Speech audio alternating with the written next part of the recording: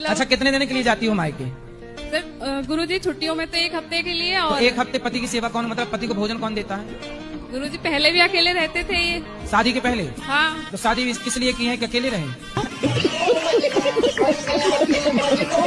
गुरुजी जाना भी तो जरूरी होता है ना, मन करता है बच्ची। आप मायके गई और तब इनकी पड़ोसन को खवाने पिवाने लग गई, फिर बाद में रोगी।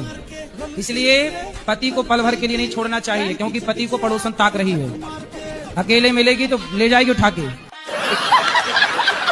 ऐसा किया करो, जब मायके जाया करो तो पति को भी लेके जाया करो। इनका मन ही नहीं लगता वहाँ पे। हाँ, तो कहाँ घर जमाई बनते रहेंगे वो। से मना करता हूँ कि मुझे छोड़ के मत जाया करो, मुझे बहुत गुस्सा आती है। तो आप ये मत बोला करो कि मुझे छोड़ के मत जाओ, गुस्सा आती है। आप ये बोला करो कि हम तुम्हारे बिना कैसे रहेंगे, गुरुजी तुम मैं चली जाओगी तो हम कैसे जिएंगे। आप बोला करो तेरे बिना भी क्या जीना।